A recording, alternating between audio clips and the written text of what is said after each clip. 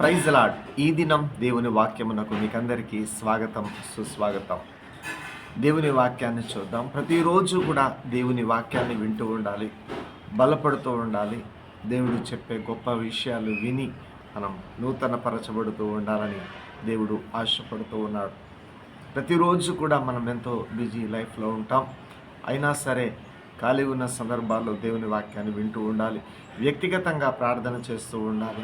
సహవాసానికి కూడా వెళుతూ సహవాసంలో దేవునిని ఆరాధిస్తూ ఉండాలని దేవుడు ఎంతగానో కోరుతూ ఉన్నాడు. దేవునికి మనము ఆరాధన చేస్తూ ఉన్నాం. దేవునికి మనం భక్తులమయ్యాం. దేవునికి మనం విశ్వాసపాత్రులమయ్యాం. అటువంటి సందర్భంలో దేవుడు ఏదో ఒక రీతిగా మనతో మాట్లాడుతూ ఉంటాడు. దర్శన రీతిగా మాట్లాడుతూ ఉంటాడు. అంతేకాకుండా దేవుడు వాక్యమై ఉన్నాడు కాబట్టి వాక్యముతో మాట్లాడుతూ ఉంటాడు. దేవుడు సాక్ష్యము ద్వారా కూడా మాట్లాడుతూ ఉంటాడు మనతో, ఇతరులు సాక్ష్యం చెప్పేటప్పుడు. అంతేకాకుండా ఆ సాక్ష్యం ద్వారా కొన్ని సందర్భాల్లో బలపరచాలని కోరుకుంటాడు. దర్శనము ద్వారా నీ జీవితాన్ని ముందుకు నడిపించాలని కోరుకుంటాడు. డ్రీమ్, కళ ద్వారా కూడా నీతో దేవుడు మాట్లాడాలని కోరుకుంటూ ఉంటాడు. దర్శనము అనగా మెలకువగా ఉన్నప్పుడు ఒక వెలుగులో దేవుడు మాట్లాడినది. మెలకువగా ఉన్నప్పుడు వచ్చే దానిని దర్శనం అంటారు. మనము పండుకున్నప్పుడు వచ్చే దానిని కళ అంటారు. చూడండి, అపోస్తలుల కార్యముల గ్రంథము 2వ అధ్యాయము 17వ వచనంలో వ్రాయబడి ఉంది. అంత్య దినములలో మనుషులందరి మీద, సర్వజనుల మీద ఆత్మ కుమ్మరింతును, యవ్వనులు దర్శనము చూచెదరు అనేటటువంటి మాట వ్రాయబడి ఉంది. యేసుక్రీస్తు మరణించి తిరిగి లేచిన తర్వాత పరిశుద్ధాత్మ దేవుని శిష్యుల మీద, యేసు అనుచరుల మీద కుమ్మరింపబడింది. ఆ దేవుని అభిషేకము కుమ్మరింపబడ్డప్పుడు ఏ విధంగా పరిచర్య చేయాలి, ఏ విధంగా జీవించాలి అనేది దేవుడు దర్శన రీతిగా దేవుని శిష్యులతో మాట్లాడుతూ వచ్చాడు.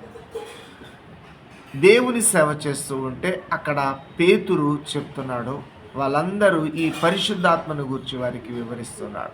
అంత్య దినాల్లో మనుషులందరి మీద కూడా దేవుడు ఆత్మను కుమ్మరిస్తాను అని సెలవిచ్చాడు. యవనస్తులకు దర్శనము కలుగుతుంది అని దేవుడు అక్కడ దేవుని వాక్యాన్ని పేతురు వివరించినట్లుగా మనం చూస్తూ ఉన్నాం. 5 రకాల దర్శనాల గురించి దేవుడు ఈరోజు మనతో మాట్లాడుతూ ఉన్నాడు. పరిశుద్ధాత్మ పొందుకున్న వారికి ఈ దర్శనం అనే వరం అనేది అనుగ్రహించబడుతూ ఉంది. రక్షింపబడిన వారికి ఈ దర్శనాలు అనేవి అనుగ్రహింపబడతాయి. చూడండి, మొట్టమొదటి విషయం ఏమిటంటే అననీయ దర్శనము. అననీయకు కలిగిన దర్శనము. అపోస్తలుల కార్యముల గ్రంథము 9వ అధ్యాయము 10వ వచనం నుండి 12వ వచనం వరకు దేవుడు దర్శనం ద్వారా అననీయతో మాట్లాడుతూ ఉన్నాడు. నీవు యొప్పే పట్టణానికి నీవు తిన్నని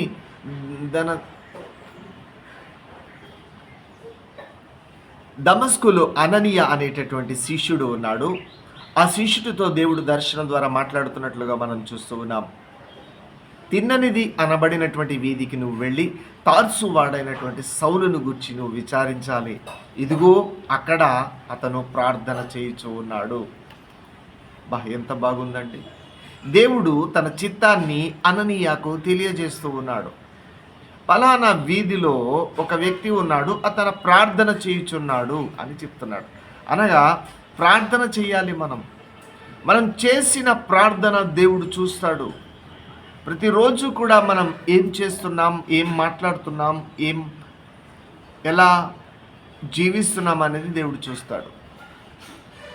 పౌలు అక్కడ ప్రార్థన చేసినట్లుగా దేవుడు చూచి అననీయతో చెప్తున్నాడు, నువ్వు వెళ్ళి అతనిని దర్శించుము అని చెప్పినప్పుడు అననీయ అంటాడు, ఇదిగో ఆ వ్యక్తి ఎంతో నీ జనులకు కీడు చేసి ఉన్నాడు దేవా అంటాడు. అంటే అయినా దేవుడు అంటాడు, కీడు చేసే వ్యక్తిని నేను మార్చబోతూ ఉన్నాను, నేను ఏర్పాటు చేసుకున్నాను. దేవుడు అతనిని దర్శించాడు వెలుగులో.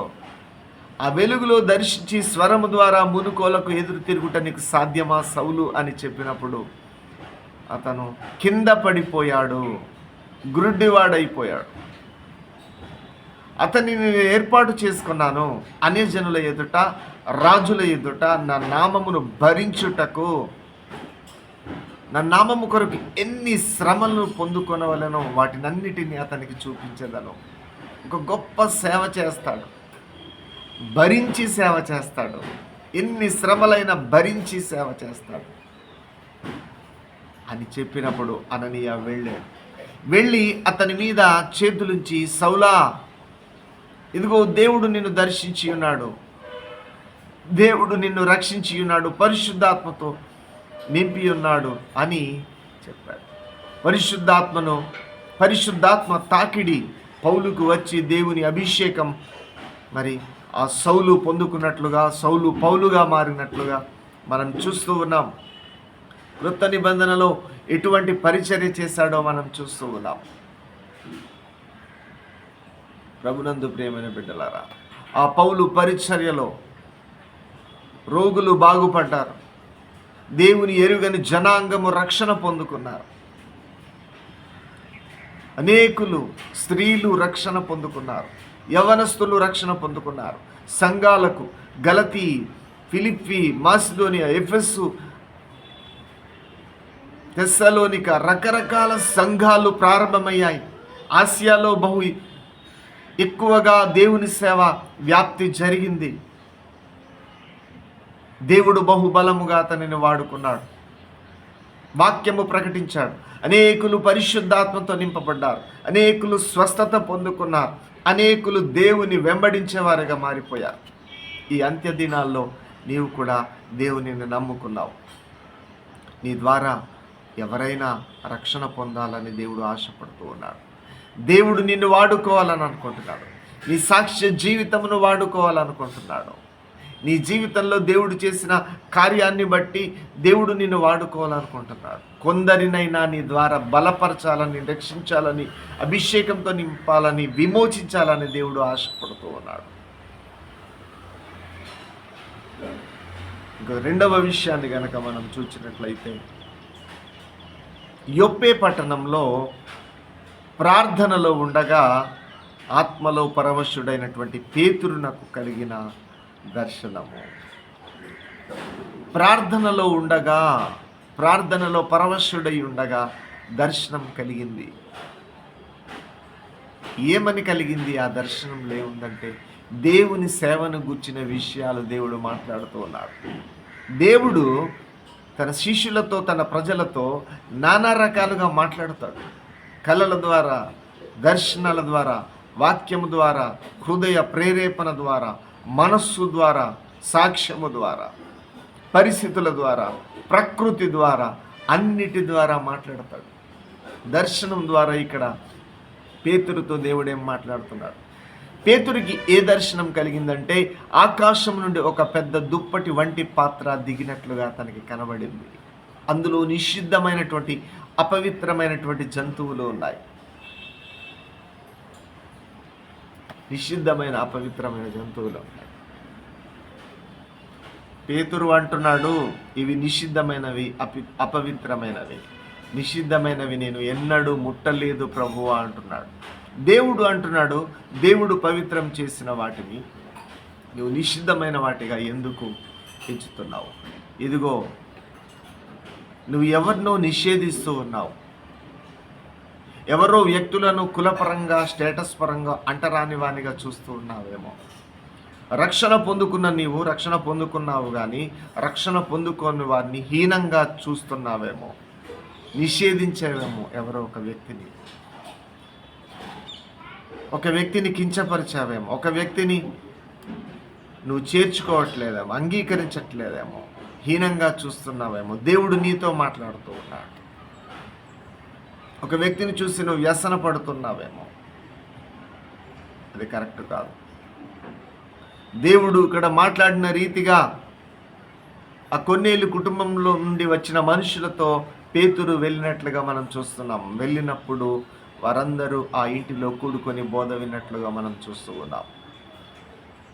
విన్నప్పుడు పేతురు బోధించుచుండగా పరిశుద్ధాత్ముడు అక్కడ దిగి ఉన్నాడు. వారందరికీ మారు మనసు కలిగింది.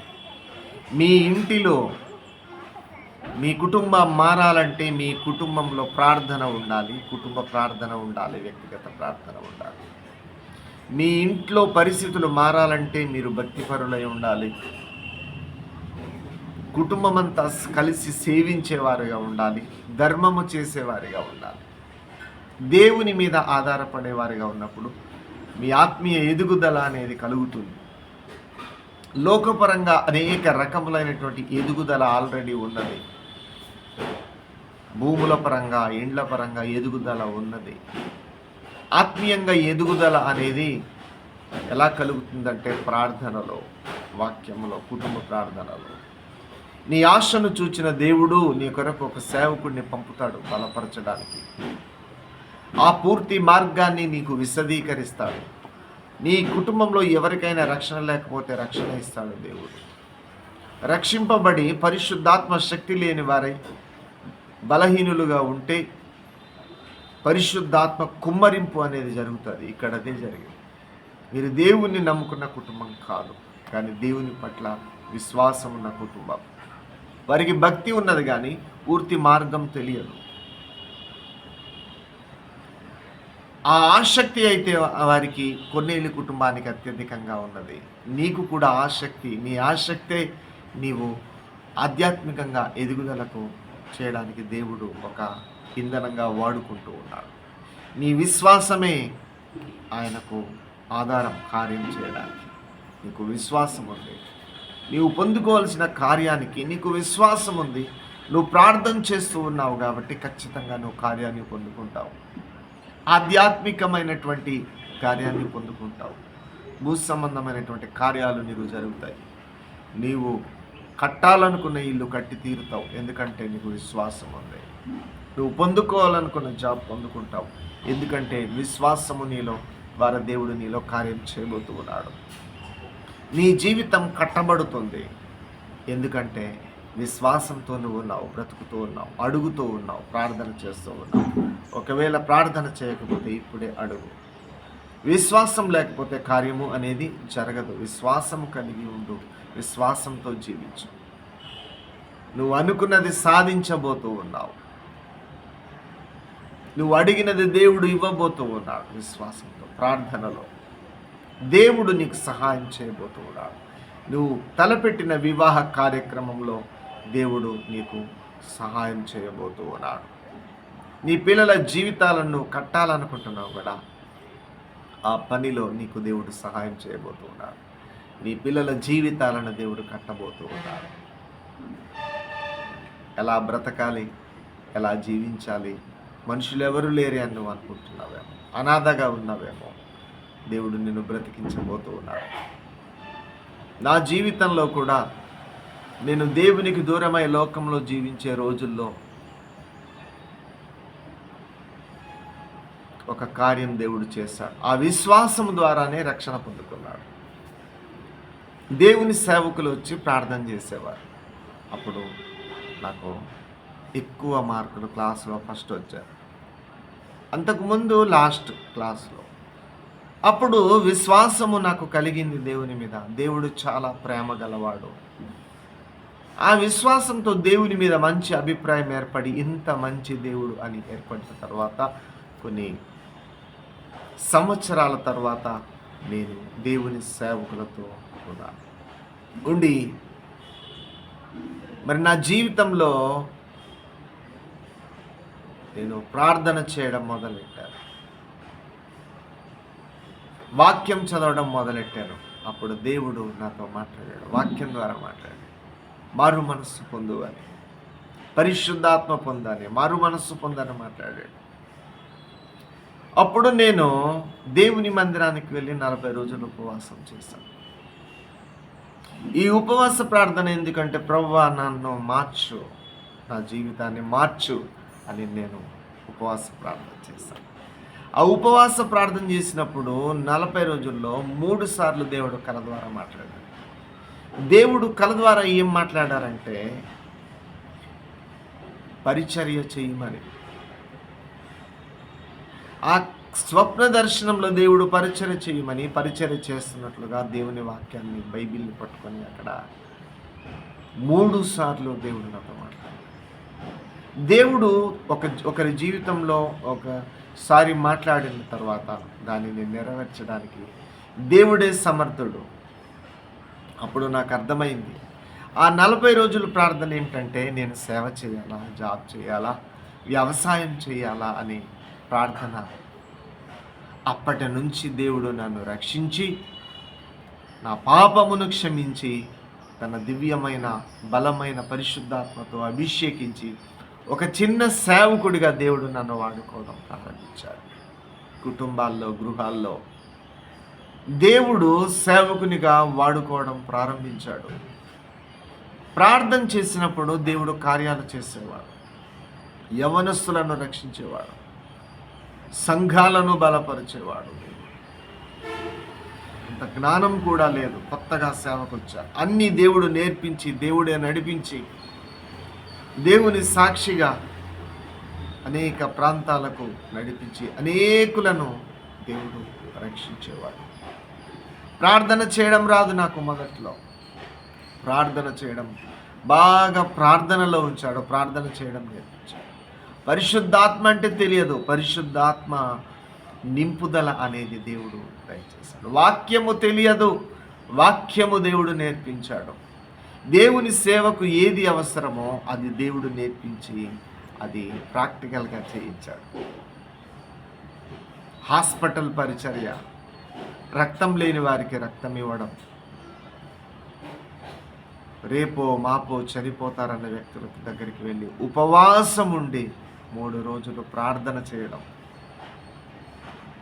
నడవలేని వారికి నడిపించుకుంటూ వారి గ్రామానికి వెళ్ళి వారి కొరకు ప్రార్థన చేయడం, వేరే ప్రాంతాలు, వేరే రాష్ట్రాలు, వేరే జిల్లాలు రకరకాలుగా వెళ్ళి ప్రార్థన చేయడానికి దేవుడే పరిశుద్ధాత్మతో దేవుడే సహాయం చేశాడు, నడిపించాడు. ఆ ప్రార్థన చేయడానికి శక్తినిచ్చాడు, భారాన్ని ఇచ్చాడు, ఫలితాన్ని ఇచ్చాడు. ఆ ప్రార్థన చేసినప్పుడు అనేకులను రక్షించాడు, స్వస్థపరిచాడు. కొంతమంది సేవకులను తయారు చేశాడు, కొంతమంది సేవకులను తయారు చేశాడు, కొన్ని సంఘాలను కట్టాడు, కొన్ని సంఘాలను కట్టాడు. ఆ సంఘంలో సేవకులు లేకపోతే అక్కడ సేవకులను లేపాను తన శక్తితో.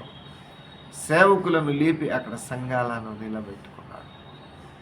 ఈ పరిచర్య ఈ దర్శన రీతిగా చేయడానికి ఈ పరిచర్యలో ఎంతోమంది విడుదల పొందుకొని ఉన్నారు, ఎంతో మందికి కార్యాలు జరిగాయి.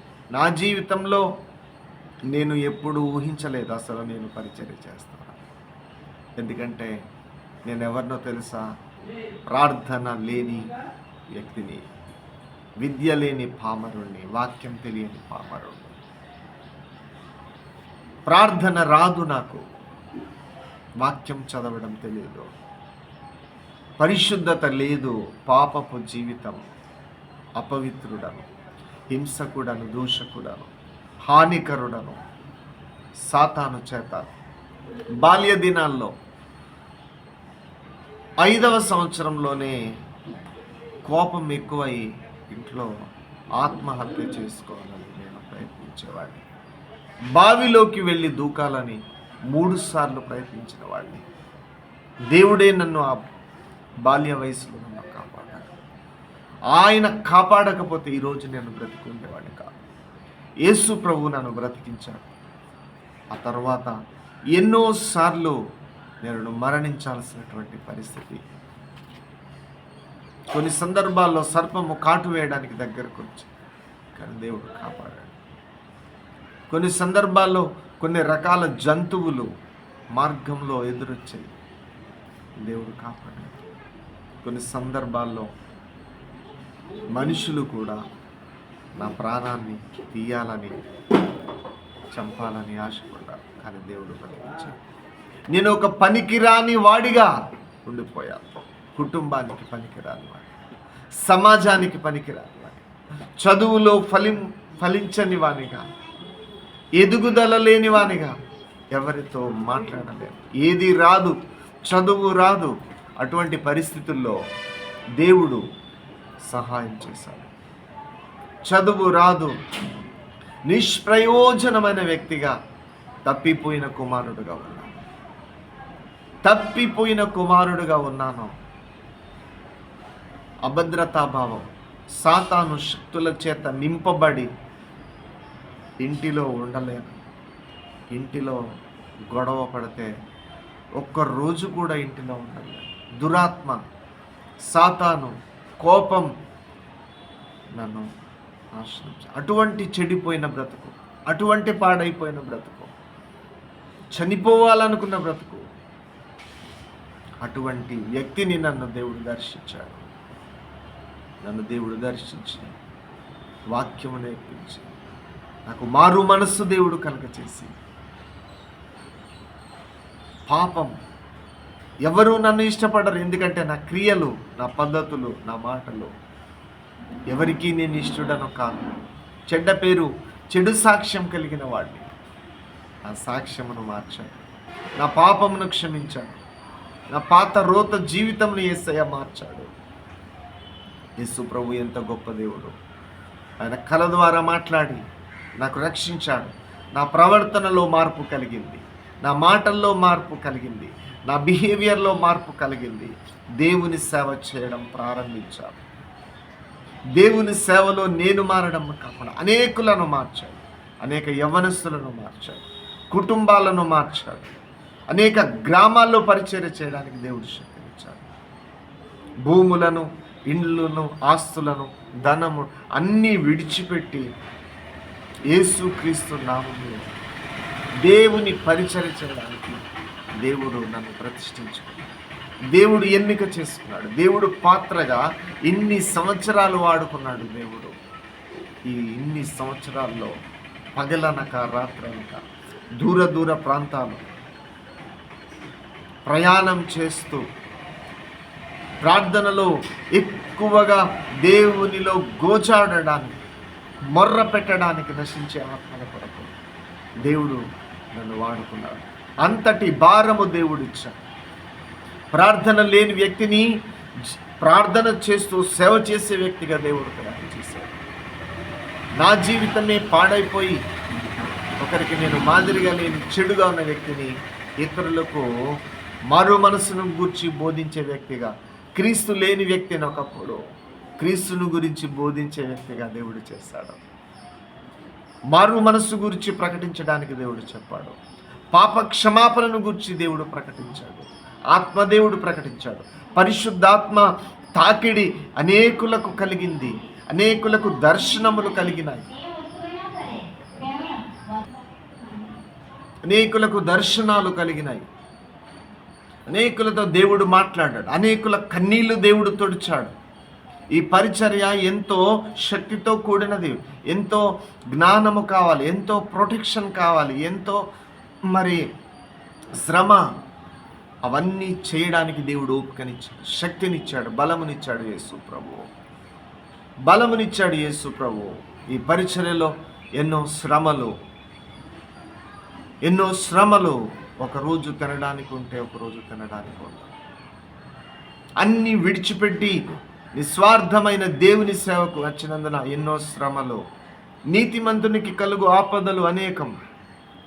దేవుని సేవకు వచ్చిన రోజు నుండి శ్రమలు, పోరాటాలు, అనారోగ్యాలు, అన్ని సవాళ్ళు, అన్ని శ్రమలను తట్టుకొని నిలబడడానికి, అవమానాలను తట్టుకొని నిలబడడానికి దేవుడు సహాయం చేశాడు. అదే పరిచర్యను ముందుకు కొనసాగడానికి దేవుడు సహాయం చేశాడు. అదే పరిచర్య చేయడానికి పడిపోకుండా అది సేవను ముందుకు కొనసాగించడానికి. దేవుని పరిచర్య అంటే మామూలు విషయం కాదు. అన్నీ విడిచిపెట్టి రావాలి. ఒకరు అవమానిస్తారు, దేవుని మీద మాత్రమే ఆధారపడి ముందుకు వెళ్ళాలి. 10 మందికి చెప్పాలంటే ఎంతో జ్ఞానముగా నడుచుకోవాలి. జ్ఞానముతో ఈ దేవుని సేవ చేయడం నేర్పించి, దేవుని సేవకుల ద్వారా నాకు దేవుని సేవకులు దేవుని సేవను నేర్పించి ఉన్నారు. ఆ పద్ధతి ప్రకారం సేవ చేస్తూ వెళుతుండగా ఆ దేవుని సేవకులు బోధకులుగా నేర్పించినప్పుడు అట్టి రీతిగా పరిచయం చేసుకుంటూ వెళ్తుంటే కార్యాన్ని చూస్తూ ఉన్నాం, ఫలాన్ని చూస్తూ ఉన్నాం. దేవుని దర్శనం నెరవేరుతుంది. మన జీవితాల్లో కూడా ఖచ్చితంగా దేవుని దర్శనం నీ జీవితంలో నెరవేర్చబడుతుంది. దేవుని చిత్తము మీ కుటుంబంలో నెరవేర్చబడుతుంది. దేవుడు మీకు కళ ద్వారా మాట్లాడా, దర్శనం ద్వారా మాట్లాడా, వాక్యం ద్వారా మాట్లాడా, అది మీ జీవితంలో నెరవేర్పు అనేది జరుగుతుంది. అయితే ఆ దర్శనంలో మనం నిలిచి ఉండాలి. ఆ దేవుని ఆత్మ వశం కింద ఉండి మాత్రమే దేవునిలో జీవించగలుగుతూ ఉన్నాం. దేవుని ఆత్మ నుండి, దేవుని వాక్యం నుండి, దేవుని చిత్తం నుండి పక్కకు వెళ్ళినట్లయితే దేవుని బిడ్డలుగా జీవించలేము. ప్రియమైన సహోదరులారా, దేవుని ఆత్మ వశంలో మనం ఉండాలి. దేవుని చిత్తం నుండి పక్కకు వెళ్ళిపోకూడదు. దేవుని ఆత్మ వశంలో, దేవుని చిత్తంలో ఉన్నప్పుడు దేవుడు నీతో మాట్లాడతాడు. ఒక బాధ్యత చెప్తాడు. నీ భవిష్యత్తు నీకు చెప్తాడు. రాబోయే కాలంలో జరగబోయే సంగతులు నీకు చెప్తాడు. ఒక రోజున అపోస్తుల కార్యముల గ్రంథము 16వ అధ్యాయం 9వ వచనంలో పౌలునకు మాసిదోనియా వచ్చి మాకు సహాయం చేయమని దర్శనం కలిగింది. పౌలు వెళ్ళి సేవ చేసినప్పుడు అక్కడ అనేక మంది రక్షణ, పరిశుద్ధాత్మను పొందుకున్నారు. ఈ అంత్య దినాల్లో మీరు రక్షణ పొందుకున్నారు కానీ పరిశుద్ధాత్మను పొందుకున్నారా? పరిశుద్ధాత్మను పొందుకుంటే ప్రార్థించేవారుగా ఉంటారు, ఇతరులను దేవునిలోనికి నడిపించేవారుగా ఉంటారు, శక్తిమంతులుగా ఉంటారు, బలవంతులుగా ఉంటారు. ఎటువంటి శ్రమలైనా, ఎటువంటి నిందలైనా దేవుని కొరకు నిలబడేవారుగా ఉంటారు. దేవుని అభిషేకం పొందుకున్నవారు శ్రమలలో తట్టుకొని నిలబడతారు. దేవుని శక్తిని పొందుకున్నవారు పరిస్థితులను తారుమారు చేయగలరు. శకందల రబక్కుమందల షికిందర తుర్యాలు పోరాడేవారిగా ఉంటారు. దేవుని ఆత్మను పొందుకున్నవారు, దేవుని దర్శనాన్ని చూచిన వారు జంకరు. ఎందుకంటే దేవుడు మాట్లాడినది దేవుడు. వీరి సొంత సేవ కాదు, వీరి సొంత జీవితం కాదు, వీరి సొంత పనులు కాదు. దేవుని చిత్తాన్ని మాట్లాడినవాడు దేవుడు. దేవుడు మాట్లాడినప్పుడు అది ఖచ్చితంగా దేవుడు చేస్తాడు. ఎవరండు వచ్చినా చేస్తాడు. దేవుడు మాట్లాడినప్పుడు ఖచ్చితంగా ఆ కార్యము నీ ఇంటిలో జరగబోతుంది. ఆ ఇల్లు కట్టబడడం, ఆ జీవితాలు కట్టబడడం, నీ కుటుంబంలో ఏదైతే దేవుడు మాట్లాడి ఉన్నాడో, ఏదైతే నువ్వు దర్శనంలో చూచి ఉన్నావో ఖచ్చితంగా కార్యం జరుగుతుంది. అది జరగకుండా ఉండాలని అడ్డుపడేవాడే సాతాను. దానిని ఆపాలని వాడు ఎంతగానో అడ్డుపడతాడు. అట్టి పరిస్థితుల్లో నీవు దేవుని తన చిత్తము దర్శనం ద్వారా నెరవేర్చబడడానికి అనుకూలంగా నీ జీవితం ఉండాలి. విశ్వాసంలో నువ్వు నిలబడాలి, ఆత్మవశంలో ఉండాలి, సహవాసంలో ఉండాలి. ప్రభువు రక్తాన్ని, శరీరాన్ని తీసుకోవాలి. రోజు రోజు పరిశుద్ధత కొరకై నువ్వు పాటుపడాలి. రోజు రోజు దేవుని కొరకు నువ్వు బ్రతకాలి. దేవునిలో నువ్వు ఎదగాలి, ఫలించాలి, అభివృద్ధి చెందాలి. నూరంతలు ఫలించే చెట్టుగా నువ్వు ఉండాలి. నీటి కాలువల యోరన నాటబడిన చెట్టు వలె నువ్వు ఉండాలి. దేవుడు మాట్లాడినప్పుడు నీ కుటుంబ జీవితం, నీ వ్యక్తిగత జీవితం, నీ ఆధ్యాత్మిక జీవితం ఎలా ఉంటుందంటే నీటి ఓరన నాటబడిన చెట్టు వలె ఉంటుంది. నీటి యోరను నాటబడిన చెట్టు వలె ఉంటుంది. దేవుని చిత్తానుసారంగా నువ్వు జీవించినప్పుడు నీలో ఆశీర్వాదం ఎలా ఉంటుందంటే, దేవునికి ఇష్టరాలుగా నువ్వు జీవించినప్పుడు నీ జీవితం ఎలా ఉంటుందంటే, దేవుని ఇష్టరాలుగా నువ్వు జీవించినప్పుడు ఏలియా ప్రవక్త అడుగుపెట్టిన గృహంలో అక్కడ తరిగిపోని పిండి, తరిగిపోని నూనె ఉన్నది కదా, అలా ఉంటుంది నీ జీవితం. అలా ఉంటుంది నీ జీవితం. ఇతరులను కన్నీళ్లను తుడిచే అనుభవంలో నువ్వు ఉంటావు. ఇతరులకు మాదిరి చెప్పే వ్యక్తిగా ఉంటావు, బలపరిచే వ్యక్తిగా ఉంటావు, పిరికివాడిగా ఉండవు, ధైర్యవంతుడిగా ఉంటావు. దేవుని చిత్తము చేసినప్పుడు నువ్వు సింహము వలె ధైర్యముగా ఉంటావు. దేనికి భయపడవు. లేమి వచ్చుచున్నదనే భయము నీకు ఉండదు, వ్యాకులము నీలో ఉండదు. దేవుని చిత్తము చేసినప్పుడు నీ జీవితంలో నీవు దావీదు వలె ఉంటావు. దావీదు దేవుని అభిషేకం పొందుకున్నప్పుడు అతను జయము కలుగుతుంది యుద్ధాల్లో. రాజుగా దేశాన్ని పరిపాలించినప్పుడు నీవు దేవుని చిత్తము, దేవుని వాక్య ప్రకారం చేసినప్పుడు, దేవుని పరిశుద్ధాత్మ అభిషేకం పొందుకున్నప్పుడు నీ జీవితంలో దేవుని దర్శనం నెరవేరదా? నీవు నీ కుటుంబాన్ని నడిపించలేవా? నీవు సమాజాన్ని నడిపించలేవా? దావీదు ఒక దేశాన్ని నడిపించినప్పుడు నీ కుటుంబాన్ని నువ్వు ఖచ్చితంగా నడిపించగలవు. నీ సంఘాన్ని ఖచ్చితంగా నువ్వు నడిపించగలవు దేవుని దర్శన సహాయంతో. పౌలు ఆసియా ఖండమంతా పరిచర్య చేసినప్పుడు నీవు ఒక గ్రామంలో పరిచర్య చేయలేవా? ఒక వ్యక్తికి యేసుక్రీస్తు గురించి ప్రకటించవా? పౌలు యేసుక్రీస్తును గురించిన సాక్షిగా ఆసియా ఖండమంతా దేవుని దర్శనంలో నడిచినప్పుడు నీ జీవితంలో దేవునికున్న చిత్తం దర్శనం ద్వారా నువ్వు ఒక వ్యక్తికి యేసుక్రీస్తుని గురించి ఎందుకు సాక్ష్యం చెప్పలేవు? ఖచ్చితంగా చెప్తావు. ఖచ్చితంగా చెప్పాలి. ఖచ్చితంగా చెప్పండి. అప్పుడు ఖచ్చితంగా దేవుని కాదు. ఇతరులను బలపరచలేవా? క్రీస్తు వైపు నడిపించలేవా? క్రీస్తు వైపుగా ఆకర్షించలేవా? అన్నింటికంటే ఆకర్షించుకునేవాడు క్రీస్తు కదా. అన్నింటికంటే గొప్పవాడు యేసు ప్రభువు కదా. ఈ లోకంలో ఈ సృష్టి మనుషులను ఆకర్షించుకుంటుంది. ధనము ఆకర్షించుకుంటుంది. అందచందాలు మనుషులను ఆకర్షించుకుంటున్నాయి. పేరు ప్రాఖ్యాతులు మనుషులను ఆకర్షించుకుంటున్నాయి. కొంతమంది పేరు ప్రాఖ్యాతుల వైపు వెళుతున్నారు. కొంతమంది ధనము వైపు పరిగెడుతూ ఉన్నారు. కొంతమంది ఈ లోకానుసారమైన జీవితంలో పరిగెడుతూ ఉన్నారు. రెండు మార్గాలు ఉన్నాయి ప్రియమైన సహోదరుడా. ఒకటి జీవము, ఒకటి నరకము. ఎటువైపు ఉంది మన గమ్యం? లోకానుసారంగా జీవిస్తున్నామా? జీవం అనే మార్గంలో మనం వెళ్తున్నామా అనేది దేవుడు ఈరోజు మీతో మాట్లాడుతున్నాం. ఇంకొక విషయాన్ని మనం చూసినట్లయితే, ఓడలో అపోస్తలుడైన పౌలుకు కలిగిన దర్శనం. అపోస్తల కార్యముల గ్రంథము 27వ అధ్యాయం 23వ వచనంలో మనం చూసినట్లయితే అక్కడ ఈ విధంగా వ్రాయబడి ఉంది. పౌలు ఓడలో ప్రయాణం చేస్తూ ఉన్నట్లుగా మనం చూస్తూ ఉన్నాం. ఆ ఓడలో ప్రయాణంలో భయంకరమైన తుఫాను వచ్చినట్లుగా మనం చూస్తూ ఉన్నాం. ఆ తుఫానులో వాళ్ళందరూ భయంతో, మరణ భయంతో ఉన్నట్లుగా మనం చూస్తూ ఉన్నాం. పౌలు కూడా ప్రార్థన చేస్తున్నాడు. అందరూ మరణించేటట్టు ఉన్నారు. ప్రమాదం జరగబోతుంది మరికొద్ది గంటల్లో. భయంకరమైన తుఫాన్ అల్లకల్లోలంగా ఉంది. అటువంటి పరిస్థితుల్లో దేవుడు ఆ రాత్రి వేళ పౌలుతో దర్శనం ద్వారా మాట్లాడాడు. పౌలు ప్రార్థన చేశాడు. ఈ అంత్య దినాల్లో నువ్వు కూడా ఒక ప్రమాదంలో ఉన్నావు. ఒక శోధనలో పడిపోయావు. ఆల్రెడీ ఒక కష్టంలో పడిపోయావు. ఒక దాడి జరుగుతుంది, సాతాను దాడి. ఒక భయంకరమైన, బయటికి రాలేని మరణకరమైన శోధనలో పడిపోయావు. ఒక భయంకరమైన త్రాగుడులో పడిపోయావు. వేషధారణలో పడిపోయావు. వ్యభిచారంలో పడిపోయావు. మోసం, అన్యాయం, అక్రమాలు చేయడం అని ఒక శోధనలో పడిపోయావు.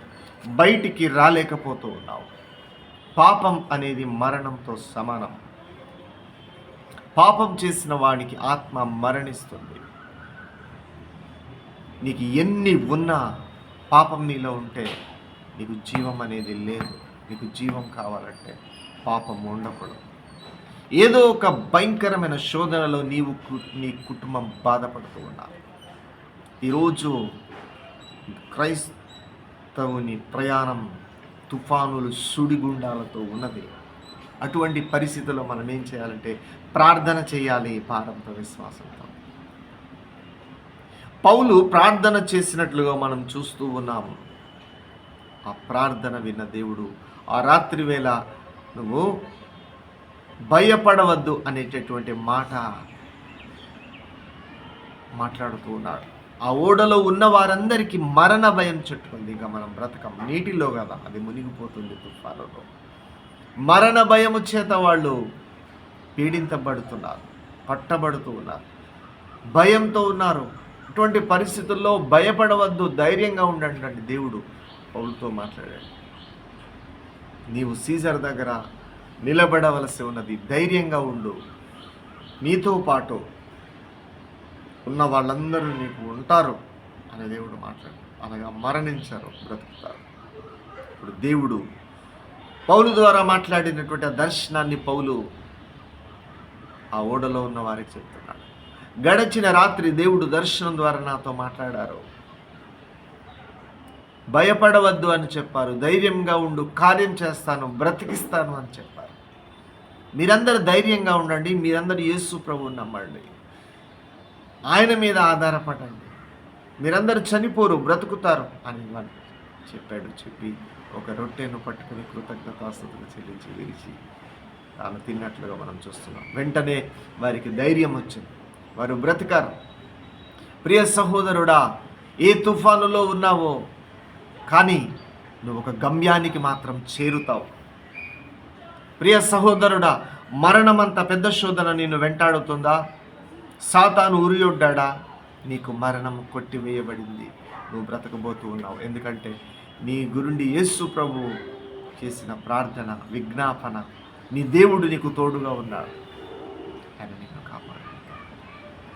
రోడ్డు ప్రమాదాల్లో ప్రమాదం సంభవించకుండా నీకు కాపాడుకుంటాడు. మధ్యకాలంలోనే నువ్వు మరణించకుండా దేవుడు నీకు కాపాడుకుంటాడు. అప్పులు అనే ఊబిలో కూరుకుపోయావా? మునిగిపోబోతున్నావేమో. లోకమనే పాపంలో నువ్వు మునిగిపోయి మరణించబోతున్నావేమో. భయంకరమైన శోధనలో, తుఫానులో, కష్టంలో నువ్వు ఇబ్బంది పడుతున్నావేమో. ఖచ్చితంగా దేవుడు నిన్ను దర్శించబోతూ ఉన్నాడు. నీ మనస్సులో ఆందోళన ఉన్నదేమో, నెమ్మది లేదేమో, ప్రశాంతత లేదేమో, అల్లకల్లోలముగా ఉందేమో నీ పరిస్థితి. నీ జీవితం ఎటు వెళ్తుందో, ఎందుకు బ్రతుకుతున్నానా అన్నట్టుగా ఉందేమో, అసలు నేను బ్రతుకుతానా అన్నట్టుగా ఉందేమో, ఈ జీవితం ఇక మారుతుందా అన్నట్టుగా ఉందేమో. ఖచ్చితంగా నువ్వు బ్రతుకుతావు. ఖచ్చితంగా నీ జీవితం మార్పు వస్తుంది. ఖచ్చితంగా నువ్వు బ్రతుకుతావు. నువ్వు మరణించవు, నువ్వు బ్రతుకుతావు. ఈ తుఫాను నీ నుండి దాటుకుని నువ్వు ముందుకు వెళ్ళి గమ్యాన్ని చేరబోతూ ఉన్నావు. ఈ మరణకరమైన పరిస్థితులను దాటుకుంటూ ముందుకు వెళ్ళి నువ్వు గమ్యాన్ని దేవుడు నిన్ను చేర్చబోతున్నాడు. ఒకరోజు ప్రారంభమైన నీ జీవితం మధ్యలో నీ గమ్యం వరకు నువ్వు ప్రయాణించబోతున్నావు. మధ్యలో నువ్వు ఆగిపోవట్లేదు. నువ్వు తలపెట్టినది ఏదో, అది వ్యవసాయమా, వ్యాపారమా, అది ముగించబోతూ ఉన్నావు. ముందుకు దేవుడు నడిపించబోతూ ఉన్నాడు. నష్టాల్లో అది ఆగిపోదు. ఇరుకుల్లో మనుషులు లేకపోవడం వల్ల అది ఆగిపోదు. అది ముందుకు సాగబోతూ ఉంది. దేవుడు ఆ కార్యాన్ని ముందుకు సాగించబోతూ ఉన్నాడు. దేవుడు జోక్యం చేసుకొని ముందుకు నడిపించబోతూ ఉన్నాడు. నేను చేయలేను, నేను చదవలేను, నేను చేయలేను అనుకున్న దానిని దేవుడు అంటున్నాడు, నాకు అసాధ్యమైనది ఏదైనా ఉందా? ఇది నీకు అసాధ్యం. దేవుని బిడ్డలుగా జీవించడం నీకు అసాధ్యం. లోకంలో, పాపంలో, భయంకరంగా ఉన్న ఈ లోకంలో నీతిగా, యథార్థంగా జీవించడం దేవునికి సాధ్యం. దేవుని రక్తాన్ని బట్టి సాధ్యం, దేవుని శక్తిని బట్టి సాధ్యం. ఈ పోరాటాల్లో, ఈ సాతాను పోరాటాల్లో,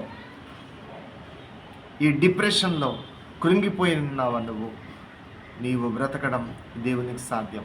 నిన్ను బ్రతికించడం దేవునికి సాధ్యం. నిన్ను ఆశీర్వదించడం దేవునికి సాధ్యమే. నిన్ను పరిశుద్ధుడుగా చేయడం దేవునికి సాధ్యమే. శక్తిమంతుడిగా చేయడం దేవునికి సాధ్యమే. నీ జీవితాన్ని కట్టబడదనుకుంటూ కట్టడం దేవునికి సాధ్యమే. నీకు వివాహం చేయడం దేవునికి సాధ్యమే. నువ్వు ఆశీర్వదింపబడడం దేవునికి సాధ్యమే. దేవుడు ఏదైనా కార్యం చేయగలడు. ఆ దేవునికి అసాధ్యమైనది ఏదియూ లేదు. నీ కుటుంబ పరిస్థితులను నిమ్మలం చేయడం దేవునికి సాధ్యమే. నీ పిల్లలు నీ మాట వినేటట్టు చేయడం దేవునికి సాధ్యమే. వారి మనస్సును మార్చడం దేవునికి సాధ్యమే.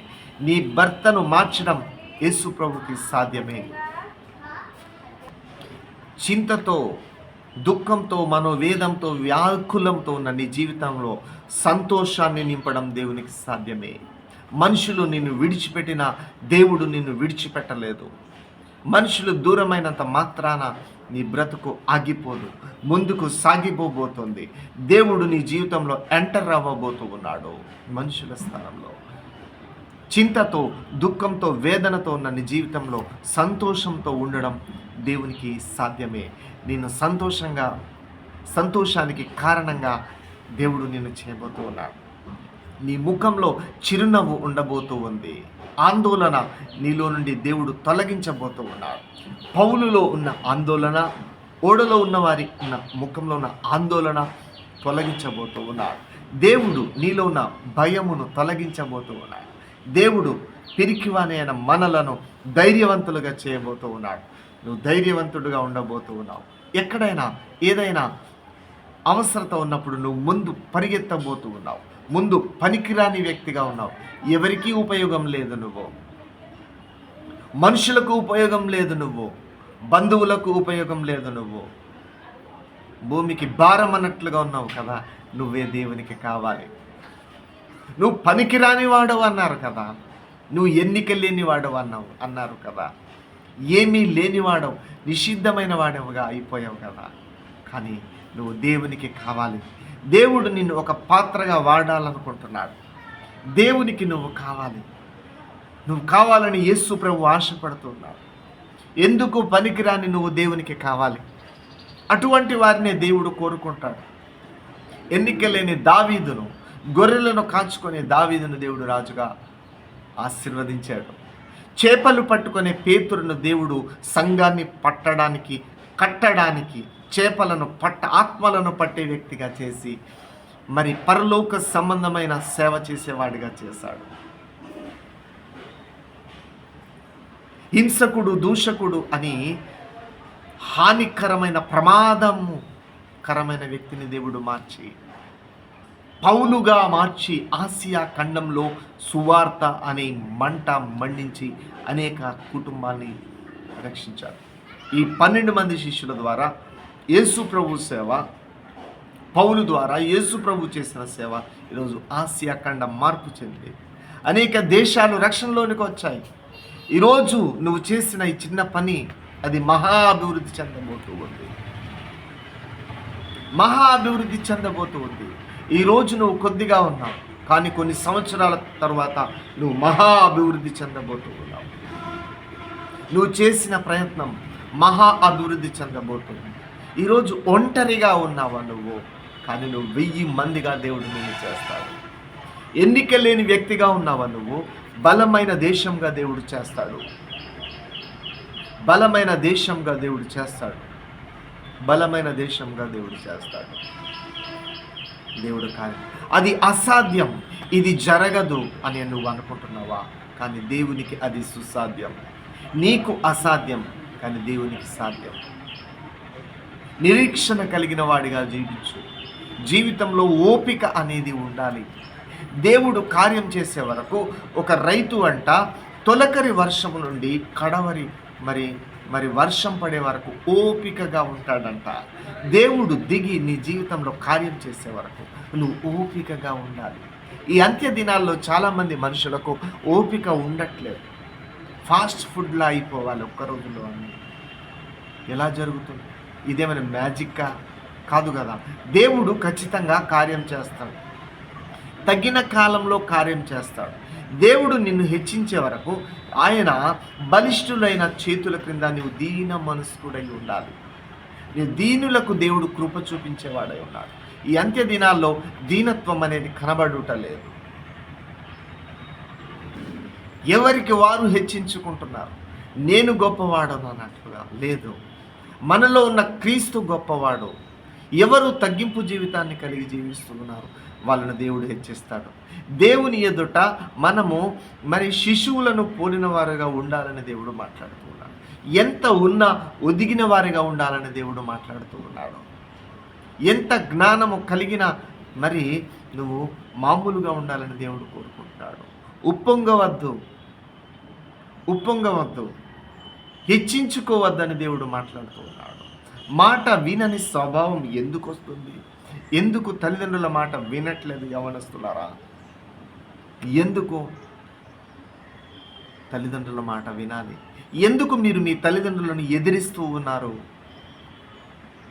దేవుని చేత మీరు పట్టబడినప్పుడు తల్లిదండ్రుల మాట వింటారు. తల్లిదండ్రులారా, మీ పిల్లలను మీరు ఎలా పెంచారు? ఇప్పుడు మీ పిల్లలను మీరు ప్రార్థనలో పెంచలేదు. కుటుంబ ప్రార్థన లేదు, వాక్యం లేదు. మీ పిల్లలను సాతాను చెరపట్టాడు. మీ పిల్లలు ఫోన్కి బందీలు అయిపోయారు. చెడు స్నేహితులకు బందీ అయిపోయారు. జోగి జోగి రాల్చుకుంటే బూడిద వస్తుందట. ఏమొస్తుంది? చెడ్డ స్నేహితులు ఉన్న నీ పిల్లలు మంచివారు ఎలా అవుతారు? చెడును నేర్చుకున్నారు, చెడును అభ్యాసం చేసి ఉన్నారు. అందుకనే కుటుంబాలు పాడవుతున్నాయి. కుటుంబాల్లో ప్రార్థన లేక, కుటుంబాల్లో క్రీస్తు లేక, కుటుంబాల్లో పరిశుద్ధాత్మ లేక సాతాను కుటుంబాలను పాడు చేస్తూ ఉన్నారు. పొంచి ఉన్నాడు. ఎవరిని మృంగుతున్నా అని ఆయన గర్జించు సింహం వలె తిరుగుతున్నాడు. ఒక్కసారి ఆలోచిద్దాం. దేవుని దర్శనం మన పట్ల నెరవేరాలి. యవనస్తులైన వారు దేవుని దర్శనాన్ని చూడాలి. దేవుని చిత్తాన్ని చూస్తారు. ఆత్మ యవనస్తుల మీద కుమ్మరించబడుతుంది. యవనస్తులు బలమైన బాణము వంటి వారు. యవనస్తులు దావీదు వంటి వారుగా ఉంటారు. యవనస్తులు సౌలు వంటి వారుగా ఉంటారు. యవన కాలంలో కుటుంబాన్ని విడిచిపెట్టి దేవుని సేవ చేయడానికి రాజుగా సౌలు వచ్చి ఉన్నాడు. మోషే తన కుటుంబానికి దూరమై అనాథగా ఉన్నాడు. నీకు కూడా తల్లి తండ్రి అనేవారు ఎవరు లేరేమో చింతించవద్దు. నిన్ను దేవుడు ఉన్నతమైన స్థితిలోనికి నడిపిస్తాడు. తల్లి లేకపోయినా, తండ్రి లేకపోయినా, బంధువులు లేకపోయినా నీవు పైకి రావడం తథ్యం. నువ్వు ఎదగడం తథ్యం. నువ్వు ఫలించడం తథ్యం. నువ్వు బ్రతకడం తథ్యం. ఎందుకంటే నిన్ను పుట్టించిన దేవుడు నీకున్నాడు. ఆయన మూలం, ఆయన ఆధారం, ఆయన శ్వాస, ఆయన ఊపిరి. ఆయనను పట్టుకో. ఆ దేవుణ్ణి పట్టుకుంటే తల్లి లేకపోయినా, తండ్రి లేకపోయినా నువ్వు పైకి వస్తావు.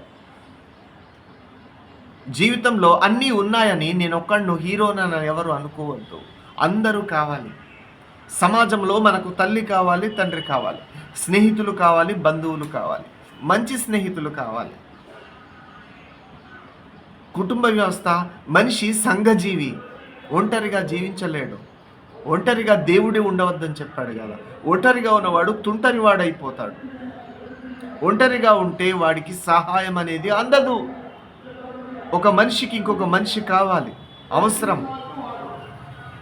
ఏ మనిషిని తృణీకరించవద్దు, ఏ మనిషిని తక్కువ చేయవద్దు, ఏ మనిషిని ద్వేషించవద్దు. వాడే నీకు దిక్కు అవుతాడు. నువ్వు తక్కువగా చూసినా, తక్కువ వ్యక్తి, తక్కువ స్థాయి వ్యక్తి అని చూసిన వ్యక్తి నీకు దిక్కు అవుతాడు. ఏదో ఒక రోజు ఉపయోగపడతాడు, సహాయం చేస్తాడు. మనుషులు చాలా ప్రాముఖ్యమైన వారు. అందరూ కావాలి, అందరినీ సంపాదించుకోవాలి, అందరినీ కలిసి, అందరితో కలిసి నడవాలి. ఎవరిని పోగొట్టుకోకూడదు. ఒక్కొక్కరు ఒక్కొక్క కాలంలో మనకు మనుషులు సహాయం చేస్తారు. నీకు నువ్వుగా ఈ ప్రపంచంలో జీవించలేవు. ఇంకొక వ్యక్తి ఉండాలి, ఇంకొక వ్యక్తి సహాయం నీకు కావాలి. అంతటి ప్రాముఖ్యమైన మనుషులతో మంచి రిలేషన్ని బిల్డప్ చేసుకోవాలి. కానీ సాతాను ఆ మానవ సంబంధాలను చెడగొడుతూ ఉన్నాడు. మానవ బంధాలను తెంచివేస్తూ ఉన్నాడు. కుటుంబ బాంధవ్యాలను తెంచివేస్తూ ఉన్నాడు. స్నేహిత బంధాలను తెంచివేస్తూ ఉన్నాడు. సహవాసానికి దూరం చేయాలని చూస్తూ ఉన్నాడు. దయచేసి ఒక్కసారి ఆలోచించండి. మీరు దేవుని సహవాసానికి దూరమై మందిరానికి వెళ్ళట్లేదా? దేవుని సహవాసానికి దూరం అయిపోయారా? దేవుని దర్శనానికి మీరు దూరం అయిపోయారా? తప్పిపోయిన కుమారుని వలె మందిరానికి వెళ్ళకుండా, ప్రార్థనకు వెళ్ళకుండా, ప్రార్థన చేయకుండా బ్రతుకుతున్నారా? ఖచ్చితంగా మీరు ప్రమాదంలో ఉన్నారు.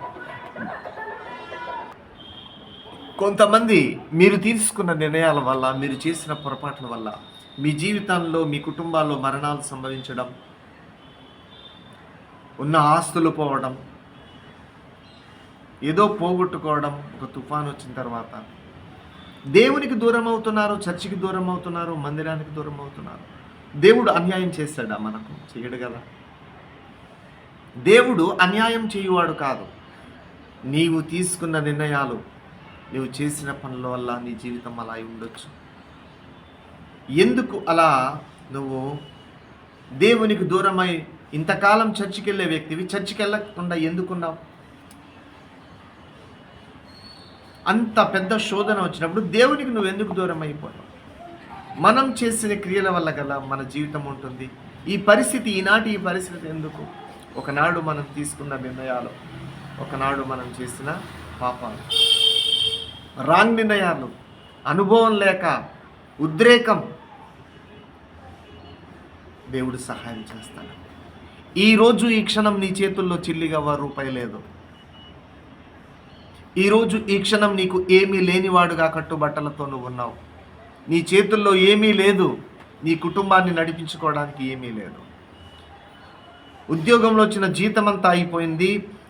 వ్యాపారంలో చేసిన ధనమంతా అయిపోయింది. అప్పులకు వెళ్ళి నీ చేతుల్లో ఏమీ లేదు. అయినా సరే దేవుడు నిన్ను ముందుకు నడిపించబోతూ ఉన్నాడు. ఒక్క అడుగు ముందుకు వేసి ఒక్క ప్రార్థన చేయి దేవునికి, ప్రభువా నాకు సహాయం చేయని. నిన్ను పోషించబోతూ ఉన్నాడు. నీ అవసరతలు తీర్చబోతూ ఉన్నాడు. దేవుని సహాయం నీకు అందబోతూ ఉంది. ఇప్పుడు ఏమీ లేదు. ఈ కుటుంబాన్ని నేను నడిపించలేను, ఈ పిల్లలను నేను చదివించలేను, ఈ పెళ్ళి నేను చేయలేను అని నువ్వు అనుకుంటున్నావు. నా వల్ల కాదు అనుకుంటున్నావు. ఒక్కసారి నా వల్ల కాదు, కానీ యేసు ప్రభువుకు సాధ్యమే. ఆయనకు అసాధ్యం అనేది ఏది లేదని నమ్మి, ఏమీ లేని పరిస్థితుల్లో ఓ దీనుడా బాధపడుతున్న వ్యక్తి ఒక్కసారి ప్రార్థన చేయి. విశ్వాసంతో నువ్వు పొందుకోబోతూ ఉన్నావు. నువ్వు ప్రార్థన చేసిన వెంటనే నీకు సహాయం దొరకబోతూ ఉంది. నీ కుటుంబం ముందుకు నడిపించబడడం నువ్వు చూడబోతూ ఉన్నావు. నీ పిల్లల ఫీజులు కట్టి నీ కుటుంబం ముందుకు నడవడం నువ్వు చూడబోతూ ఉన్నావు. నీ అవసరతలు తీరడం చూడబోతూ ఉన్నావు. నీ అప్పులు తీరడం నువ్వు చూడబోతూ ఉన్నావు. దేవుని కార్యాన్ని నువ్వు చూడబోతూ ఉన్నావు. ఇప్పుడు లేమిలో ఉన్నావు. ఒక్క అడుగు వేసి ప్రార్థన చేయి. ఒక్క ప్రార్థన చేయి. ఒక్క కాల్ చేయి దేవుడికి. దేవుడు కార్యం చేస్తాడు. నీ కార్యాలు జరగడం నువ్వు చూడబోతూ ఉన్నావు. నువ్వు జరగదు అనుకున్నది జరగడం నువ్వు చూడబోతూ ఉన్నావు. ఎలా బ్రతకను అని అనుకుంటున్న నువ్వు, నాకు భర్త లేడే, ఒంటరిగా ఉన్నాను, నీ జీవితాన్ని దేవుడే ముందుకు వచ్చి నడిపించడానికి చూడబోతున్నావు. నువ్వు ప్రార్థన చేయి. నువ్వు దేవుని మీద ఆధారపడు. దేవా, నిన్ను బట్టి నేను బ్రతుకుతాను, నా వల్ల కాదు అని నువ్వు నీరసిల్లిపోయావు, నువ్వు కృంగిపోయావు. నా వల్ల కాదు, ఈ పిల్లల్ని ఎలా పెంచాను, భర్త లేడు, ఎలా చదివించాను, ఈ అద్దె ఎలా కట్టాను, ఈ ఇంటికి ఈ పిల్లలకి నేను ఏరుకోవాలి. కడు దీన పరిస్థితిలో ఉన్నావేమో. నీకు ఉద్యోగం లేదు, వ్యాపారం లేదు, వ్యవసాయం లేదు, జీవితం ఉంది కానీ జీవితాన్ని అనుభవించాల్సి ఏ సదుపాయం నీకు లేదు. అంతంత మాత్రం ఏ పూటకు ఆ పూట ఏమని బ్రతుకు. అయినా నీ జీవితం ముందుకు నడిపించబడడాన్ని నువ్వు చూడబోతూ ఉన్నావు. నువ్వు ప్రార్థన చేస్తూ ఉన్నావు. నువ్వు ప్రార్థన చేయి, విశ్వాసంతో ప్రార్థన చేయి. దేవుడు నీకు సహాయం చేయబో, దేవుడు నిన్ను పోషించడం నువ్వు చూడబోతూ ఉన్నావు. కార్యాన్ని చూడబోతూ ఉన్నావు. అదే దేవుని కృప. మరలించవలసినటువంటి పౌలు సజీవుడై ముందుకు నడిపించబడ్డట్లుగా ఒకసారి దేవుని వాక్యాన్ని మొదటి నుండి మనం చూద్దాం. అంత్య దినాల్లో దేవుడు దర్శనాల ద్వారా పరిశుద్ధాత్మ కుమ్మరింపు జరుగుతుంది. పరిశుద్ధాత్మ కుమ్మరింపు జరిగిన తర్వాత యవనస్తులకు దర్శనాల ద్వారా దేవుడు మాట్లాడతాడు. ఆ పరిశుద్ధాత్మ కుమ్మరింపు నీలో, నీ కుటుంబంలో, నీ సంఘంలో జరుగుతుంది. జరుగునుగాక. ఆల్రెడీ జరిగి ఉన్నది. పరిశుద్ధాత్మ శక్తి చేత నువ్వు నడిపించబడుతూ ఉన్నావు. రెండవది, పేతురుకి ప్రార్థనలో ఉన్నప్పుడు దేవుడు చూపించిన దర్శనం. కొన్నేళ్ళ కుటుంబం రక్షణ పొందినట్లుగా నీ కుటుంబం అందరూ, మన వాళ్ళందరూ కూడా రక్షణ పొందునుగాక, పరిశుద్ధాత్మ అభిషేకం పొందునుగాక. ఎటు వెళ్ళాలో, ఎటువైపు ప్రయాణం చేయాలో అని ఆలోచించుకుంటున్నాం. నీ జీవితంలో కూడా నేను ఎటు వెళ్ళాలి, ఏం చేయాలి అనుకుంటాను. నీకు ఒక దారి దేవుడు చూపబోతూ ఉన్నాడు. ఒక గమ్యంలో, ఒక మార్గంలో దేవుడు నిన్ను నడిపించబోతూ ఉన్నాడు. ఆలోచన ఇచ్చి పౌలు కూడా ఎటు వెళ్ళాలి సేవకు అనే సమయంలో మాసిదోనియా దర్శనం ఇచ్చి అనేకులను రక్షించి పరిశుద్ధాత్మతో దేవుడు నింపినట్లుగా, గమ్యము తెలియక, దిక్కులేక, విసిగి వేసారిపోయిన పరిస్థితుల్లో నిన్ను లేవనెత్తి ఏలియా వలె బలహీనుడై మరణ భయంతో కళ్ళు ముడుచుకొని కూర్చొని ఉన్న వ్యక్తితో దూత వచ్చి బలపరిచినట్టుగా దేవుడు వచ్చి, దేవుని సేవకులు వచ్చి నిన్ను బలపరచబోతూ ఉన్నారు. నీకు శక్తికి మించిన ప్రయాణం ఉంది. నువ్వు నడవబోతూ ఉన్నావు. నీ ద్వారా అభిషేకం జరగబోతుంది ఇతరులకు. ఏలియా ద్వారా రాజుకు అభిషేకం జరిగినట్లుగా, ఎలీషాకు అభిషేకం జరిగినట్లుగా నీ ద్వారా ఇతరులకు అభిషేకం జరగబోతూ ఉంది. ఈరోజు నిరాశలో ఉన్న నీవే, కూర్చొని ఉన్న నీవే, నిలబడలేని నీవు, బలహీనుడు అయిన నీవు, నేను వెళ్ళగలనా, నేను ముందుకు వెళ్ళగలనా, నేను చేయగలనా ఈ సేవ అనుకుంటున్నావు, నేను క్రైస్తవుడిగా బ్రతకగలను అనే భయంతో నిండి ఉన్న నీవే, నిరాశలో ఉన్న నీవే, దేవుడు దర్శనం ద్వారా తట్టి పరిశుద్ధాత్మతో నిన్ను లేపి ఇతరులు అభిషేకం పొందుకొని శక్తిమంతులు అయ్యేటట్టు, క్రైస్తవులు అయ్యేటట్టు, ఇతరులు బలపరిచేటట్టు దేవుడు సాక్షిగా నిన్ను బలంగా వాడుకోబోతూ ఉన్నాడు. నువ్వు ఇతరులను బలపరచబోతూ ఉన్నావు. ఇతరులను పడిపోయిన వారిని లేవనెత్తబోతూ ఉన్నావు. కృంగి ఉన్న వారిని లేవనెత్తబోతూ ఉన్నావు. దేవునిని వారు ఆశ్రయించబోతూ ఉన్నారు. అంతేకాకుండా మనం చూస్తున్నట్లయితే మాసిదోనియాలో అనేకులు రక్షణ పొందినట్లుగా ఓడలో దేవుడు పౌలు ద్వారా మరి చూడండి మరణించకుండా వాళ్ళందరూ బ్రతికి మరి పౌలు సేవ ముందుకు సాగినట్లుగా నీ జీవితం ముందుకు కొనసాగబోతూ ఉంది. నువ్వు ఆగిపోయే వ్యక్తివి కాదు, ముందుకు కొనసాగబోతున్నావు. వెనక తట్టు చూడవద్దు. నువ్వు చేస్తున్న ఉద్యోగంలోనే ముందుకు వెళ్ళు. నువ్వు చేస్తున్న స్తుతి గీతంలోనే ముందుకు వెళ్ళు. నువ్వు చేస్తున్న ప్రార్థనలోనే ముందుకు వెళ్ళు. ప్రార్థన ఆపవద్దు. ఆ తర్వాత ముగింపు ఏంటంటే కొరింథీయులకు రాసినటువంటి 2వ పత్రిక 12వ అధ్యాయం 7వ వచనం, నాకు కలిగిన ప్రత్యక్షతలు చాలా గొప్పగా ఉన్నాయి. కొరింథీయులకు రాసినటువంటి పత్రిక 2వ అధ్యాయం 12వ అధ్యాయము 1వ వచనం నుండి 4వ వచనం వరకు ఒక మనిషిని నేను చూశాను. అతను 3వ ఆకాశానికి వెళ్ళినట్లుగా మనం చూస్తూ ఉన్నాం. ఆ వ్యక్తి 3వ ఆకాశానికి వెళ్ళి ఉన్నాడు.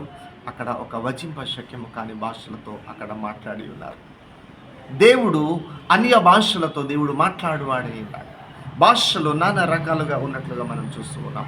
ఒకటి దేవదూతల భాషలు, అన్య భాషలు, దేవుని భాషలు. ఒక్కొక్క దేశానికి ఒక్కొక్క భాష, ఒక్కొక్క రాష్ట్రానికి ఒక్కొక్క భాష ఉన్నట్లుగా పరలోక సంబంధమైన భాషలతో ఈ వ్యక్తితో 3వ ఆకాశంలో ఎవరో మాట్లాడినట్లుగా పౌలు నాకు దర్శనం కలిగింది. దేవుడు నీతో అన్య భాషలతో మాట్లాడబోతున్నాడు నీ ద్వారా. పెంతుకోస్తు పండుగ దినాన అన్య భాషలతో వారు మాట్లాడినప్పుడు ప్రపంచ నలుమూలల నుండి వచ్చిన ఆ యూదులకు, రకరకాల వారికి ఆ భాష అర్థమైంది. దేవుడు మరి అన్య భాషల ద్వారా మాట్లాడబోతూ ఉన్నాడు. భాషలతో మాట్లాడువాడు దేవునితో మాట్లాడుచున్నాడు. మనుషుడెవడు గ్రహింపడు కానీ ఉచ్చరింప శక్యము కానీ మూలుగులతో దేవుడు అతని పక్షమున విజ్ఞాపన చేయుచూ ఉన్నాడు. దేవుని భాషతో దేవుడు నీలోనికి వచ్చి పరిశుద్ధాత్ముడు విజ్ఞాపన చేయుచున్నాడు. ఎందుకంటే నువ్వు బలహీనుడవు. నువ్వు సరిగ్గా ప్రార్థన చేయడం తెలియదు. రేపేమి సంభవించునో నీకు తెలియదు. సమస్య వెనుక ఉన్న సైతాన్ ఏంటో నీకు తెలియదు. మనిషి వెనుకాల ఉన్న ఆంతర్యం ఏంటో నీకు తెలియదు. మేడి పండు లోపల ఉన్న పురుగేంటో నీకు తెలియదు. అందుకని దేవుడు నీ లోపలికి వచ్చి విజ్ఞాపన చేస్తూ ఉన్నాడు. నీ లోపలికి వచ్చి నీకు సంఘానికి ఏం బోధించాలో నీకు తెలియదు. నీ కుమారులకు ఏం బోధించాలో కూడా నీకు తెలియదు. నీ ఉద్యోగం చేయాలో నీకు తెలియదు. ఎలా నడుచుకోవాలో నీకు తెలియదు. ఎవరు ఎటువంటి మనసుతో ఉంటారో నీకు తెలియదు. వ్యాపారాల్లో ఎంత మోసం ఉంటుందో నీకు తెలియదు. అందుకని దేవుడు నీలోకి వచ్చి విజ్ఞాపన చేస్తూ ఉన్నాడు. క్రైస్తవుడుగా నీకు ఎన్ని ప్రమాదాలు ఉన్నాయి, ఎన్ని ఆకర్షణలు ఉన్నాయి నేను తప్పించడానికి. ఈ లోకం ఏ విధంగా ఉంది, ఇటువంటి లోకంలో ఎలా జీవించాలో కూడా నాకు తెలియదు. ఎలా సేవ చేయాలో తెలియదు. నీ భర్త స్వభావం నీకు తెలియదు.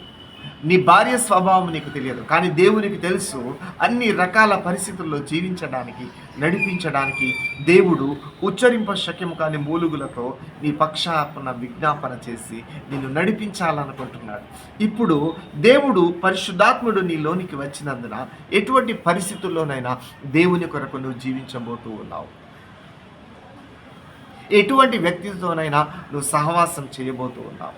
ఎటువంటి వ్యక్తికైనా దేవుని గురించి వివరించబోతూ ఉన్నావు. జ్ఞానము నీ చెవులలో చొచ్చబోతూ ఉంది. నీ కుటుంబాన్ని నువ్వు నడిపించబోతూ ఉన్నావు. నీ భార్యను నువ్వు నడిపించబోతూ ఉన్నావు. నీ సంఘాన్ని నువ్వు నడిపించబోతూ ఉన్నావు. ఏ వ్యక్తికి ఎటువంటి విధంగా చెప్పాలి, ఆ వ్యక్తి రక్షణ పొందుకున్నాడా, ఆ వ్యక్తి అభిషేకం పొందుకున్నాడా, ఏ వ్యక్తిని ఎలా వాడాలి నీకు తెలియబోతూ ఉంది. కుమారుణ్ణి ఎలా నడిపించాలి, కుమార్తెను ఎలా నడిపించాలి, ఈ భూమిలో ఏ పంట వేయాలి, ఎక్కడ అమ్మాలి, ఈ వ్యాపారం ఎలా చేయాలి, ఆ జ్ఞానము, సమయోచితమైనటువంటి జ్ఞానము దేవుడు నీకు దయచేయబోతున్నాడు. దేవుడు నిన్ను నడిపించబోతూ ఉన్నాడు. ఆయన లీడ్ చేయబోతూ ఉన్నాడు. నీ జీవితాన్ని నీకు నువ్వుగా నడిపించుకుంటే గుంటలో పడతావు. దేవుడు నువ్వు కలిసి, పరిశుద్ధాత్ముడు నువ్వు కలిసి దర్శన రీతిగా నడిపించబడ్డప్పుడు నువ్వు ఖచ్చితంగా గమ్యానికి చేరుతావు. దేవుడు నీతో మాట్లాడాలనుకుంటున్నాడు. నీ భవిష్యత్తు విషయంలో నువ్వు ఎలా ఉండాలి, నువ్వు ఎలా కూర్చోవాలి, నువ్వు ఎలా నించోవాలి, నువ్వు ఎలా క్రమంగా జీవించాలి, నువ్వేం చేయాలి అనేది దేవుడు మాట్లాడాలనుకుంటున్నాడు. రెండవది, ఒక వాహనాన్ని, బండిని నడిపించినట్లుగా నీలో దేవుడు నిన్ను నడిపించాలని ఆశపడుతూ ఉన్నాడు. ఎక్కడ నడిపించాలని ఆశపడుతున్నాడు తెలుసా? పచ్చిక గల చోట్ల. కానీ నువ్వు ఎక్కడికి వెళ్తున్నావు తెలుసా? నీరు లేని చోట్లకు. కానీ నువ్వు ఎక్కడికి వెళ్తున్నావు తెలుసా? పచ్చిక లేని చోట్లకు వెళ్ళిపోతున్నావు. కొన్ని సందర్భాల్లో నీకు తెలియదు కదా అక్కడ పచ్చిక లేదని, నీకు తెలియదు కదా నాశనకరమైన గుంట ఉందని, నీకు తెలియదు కదా ఈ వ్యక్తితో సహవాసం చేస్తే ఇంత గుంటలో పడతామని, మరణంలో పడతామని, నీకు తెలియదు కదా గాయాలవుతాయని, నీకు తెలియదు కదా ముందు సింహం ఉన్నదని, నీకు తెలియదు కదా ముందు ఎలుగుబంటి ఉన్నదని, నీకు తెలియదు కదా ముందు హిత్తీయులు, హివీయులు, అమోరీయులు యుద్ధం ఉన్నదని. కానీ దేవునికి తెలుసు. కానీ దేవునికి తెలుసు ముందు హిత్తీయులు ఉన్నారని, హివీయులు ఉన్నారని, ఎరుగో పట్టణస్థులు ఉన్నారని దేవుడికి తెలుసు. దేవుడు నిన్ను నడిపించబోతూ ఉన్నాడు దర్శన రీతిగా. ముందు హిత్తీయులు ఉన్నా, ముందు హివీయులు ఉన్నా, ఏ వ్యక్తి ఎక్కడ గుంట ఉందో, ఎక్కడ ప్రమాదం ఉందో, ఏముందో అనేది దేవుడికి తెలుసు. కాబట్టి దేవుడు నిన్ను పరిశుద్ధాత్మడు నడిపించబోతూ ఉన్నాడు. ఆయన నువ్వు కలిసి జీవించినప్పుడు, ఆ దేవుడు నీలో నివసించినప్పుడు, ఆ దేవునికి నువ్వు ప్రార్థన చేసినప్పుడు ఆయన నిన్ను నడిపించబోతూ ఉన్నాడు. ఆయన నీ మార్గంలో, నీ వాహనంలో నడిపించబోతూ ఉన్నాడు. ఆయన వ్యవసాయంలో నీకు తోడుగా ఉండబోతూ ఉన్నాడు. ఆయన నీ కుమార్తె పెళ్లి చేయబోతూ ఉన్నాడు. ఆయనకు తెలుసు ఎక్కడ ఉందో సంబంధం. ఆయన నీ కుమారుడికి వివాహం చేయబోతూ ఉన్నాడు. ఆయనకు తెలుసు సరి అయిన గుణవతి అయిన భార్య ఎక్కడ ఉందో. ఆయనకు తెలుసు నీ జీవితం ఏంటో. యేసు ప్రభువుకు తెలుసు నీ భవిష్యత్తు ఏంటో. కానీ నీవులో కూడా ఒక పరివర్తన అనేది రావాలి. దేవుడు నీకు ఎన్నో ఇవ్వాలనుకుంటున్నాడు, వరాలు ఇవ్వాలనుకుంటున్నాడు, ఫలాలు ఇవ్వాలనుకుంటున్నాడు. కానీ నువ్వు నిలబెట్టుకోవాలిగా. చాలామంది దేవుడు ఇచ్చిన దాన్ని పోగొట్టుకున్న అనుభవంలో ఉన్నారు. దేనిని పోగొట్టుకున్నారయ్యా అంటే రక్షణను పోగొట్టుకున్నారు.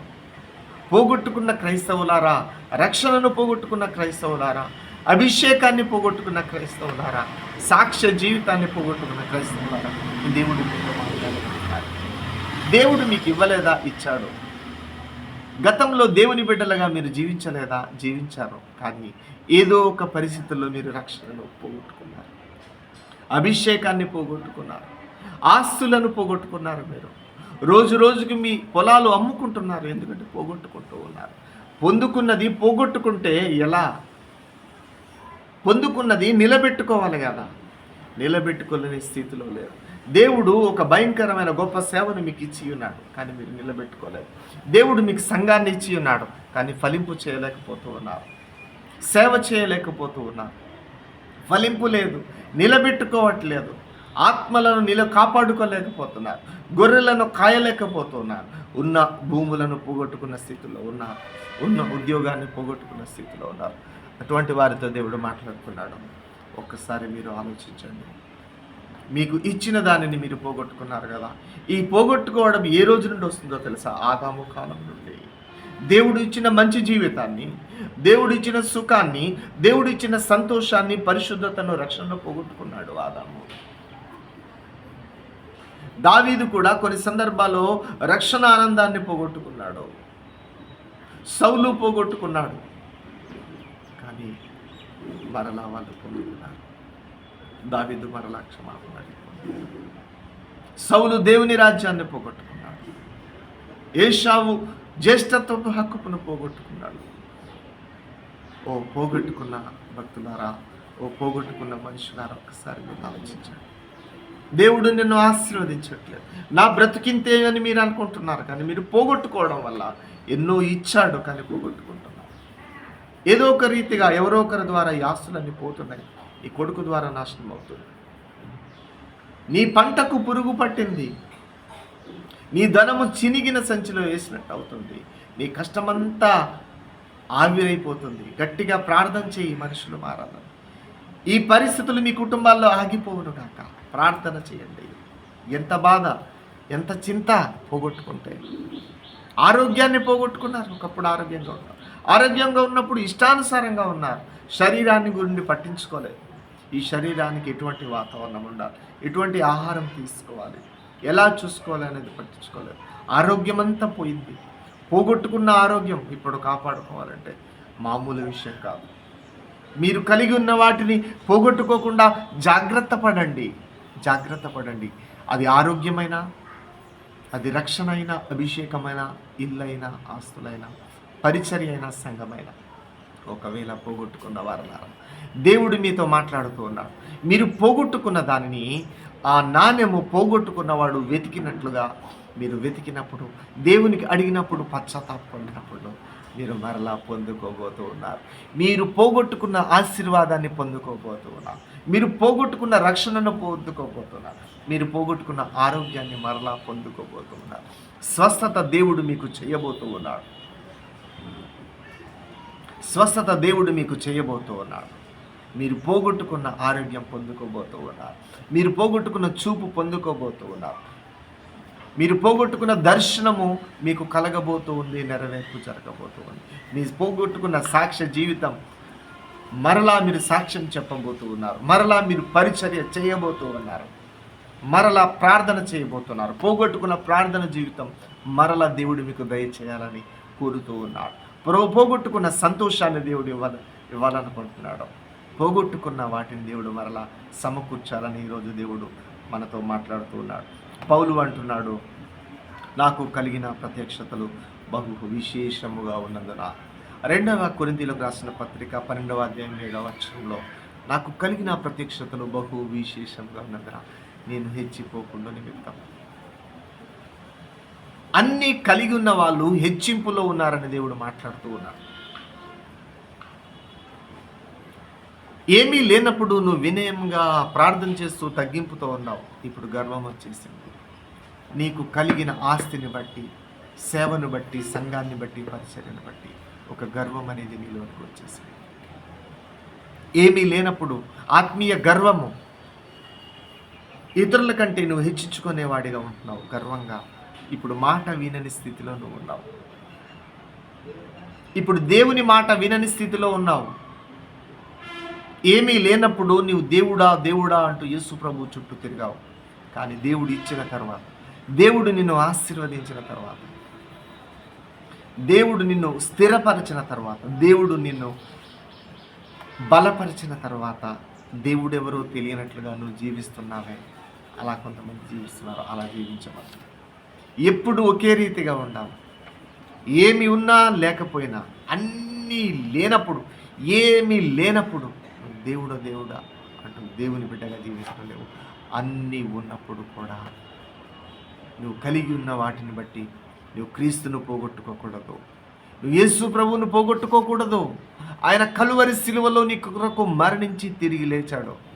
ఎందుకు ఆశీర్వదింపబడ్డప్పుడు దేవునికి దూరమయ్యావు? ఎందుకు అంత తీవ్రతతో నువ్వు ప్రార్థన చేయలేకపోతూ ఉన్నావు? ఎందుకు అంత మంట లేదు? ఎందుకు దేవుడు కావాలనే ఆశ నీలో చచ్చిపోయింది? ప్రార్థన చేయాలనే ఆలోచన ఎందుకు చచ్చిపోయింది? ఎందుకు మొద్దుబారిపోయావు? మొద్దు విద్యార్థినిగా, చదువు రాని వ్యక్తిగా ఎందుకు మారిపోయావు? ఒకప్పుడు టాప్ స్టూడెంట్ కదా, ఒకప్పుడు మంచి క్రైస్తవుడు కదా, ఒకప్పుడు బిలీవర్ కదా. ఆశీర్వదింపబడ్డ తర్వాత నిర్లక్ష్యం అనేది వచ్చేసింది. జాగ్రత్త. భూములు, ఇళ్ళు సంపాదించిన తర్వాత హృదయం కొవ్వింది, మాటలు మారిపోయాయి. గర్వపు మాటలు, గర్వపు చూపులు, కాళ్ళు భూమి మీద నిలబడట్లేదు. జాగ్రత్త, జాగ్రత్త. అది మంచి కాదు, అది మంచిది కాదు, అది దేవుడు కోరుకోవట్లేదు. నువ్వు సాధారణంగా ఉండాలి. నువ్వు దేవునికి దూరం అవ్వకూడదని దేవుడు కోరుతూ ఉన్నాడు. ఆశీర్వదింపబడ్డ తర్వాత నువ్వు దేవునికి దూరం అవ్వకూడదు. ఆశీర్వాదాలు పొందుకున్న నువ్వు యేసు ప్రభువుని పోగొట్టుకోకూడదని దేవుడు అంతగానో కోరుతున్నాడు. జాగ్రత్త, జాగ్రత్త. ఒక్కసారి ఆలోచించు, ఒక్కసారి ఆలోచించు. నీ జీవితం నీకే తెలుసు. ఈ వాక్యం వింటున్నవారు ఎవరు దేవునికి దూరం అయ్యారేమో, దేవునిని దుఃఖపెడుతున్నారేమో, ఒక్కసారి ఆలోచించండి, ఒక్కసారి ఆలోచించండి. దేవునికి దూరం అవ్వదు, అది నీకే ప్రమాదం, అది నీకే నష్టం. దేవునికి దూరం ఒక్కసారి ఆలోచించు. నువ్వు దేవునికి దూరం అయ్యావు, దేవుని గూర్చిన ఆశ లేదేమో, దేవుని ప్రేమించలేని పరిస్థితుల్లో ఉన్నావు, దేవునికి ప్రార్థన చేయలేని స్థితిలో ఉన్నారేమో, దేవుని వాక్యాన్ని చదవడానికి కూడా టైం లేదేమో, చర్చికి వెళ్ళడానికి కూడా టైం లేదేమో. ఒక్కసారి ఆలోచించండి, ఒక్కసారి ఆలోచించండి. దేవుడు మిమ్మల్ని దర్శిస్తూ మీలో ఒక మార్పు రావాలని కోరుకోండి, మార్పు చేయాలని ఆశపడుతూ ఉన్నాడు. మరలా ఆయన బిడ్డగా మీరు జీవించాలని దేవుడు ఆశపడుతూ ఉన్నాడు. కాబట్టి 5 రకాల దేవుడు ఈరోజు మనతో మాట్లాడాడు. పేతురు, పౌలు, కొర్నేలి, అననీయ. ఈ దేవుడు దర్శనం గురించి మాట్లాడాడు. దేవుడు మీతో మాట్లాడను గాక, దేవుడు మిమ్మల్ని బలపరచను గాక, దేవుడు తన దర్శనము, తన చిత్తం మీ పట్ల సంపూర్ణంగా నెరవేర్చును గాక. దేవుడి వాక్యం దీవించును గాక. ఆమె ప్రైజ్లార్డ్. కొరకు అందరు ప్రార్థన చేస్తూ ఉండండి. ఈ యూట్యూబ్ ఛానల్ని మీరు సబ్స్క్రైబ్ చేయండి, లైక్ చేయండి, షేర్ చేయండి. దేవుడు మిమ్మల్ని ఆశీర్వదించును గాక. ఆమె ప్రైజ్లార్డ్.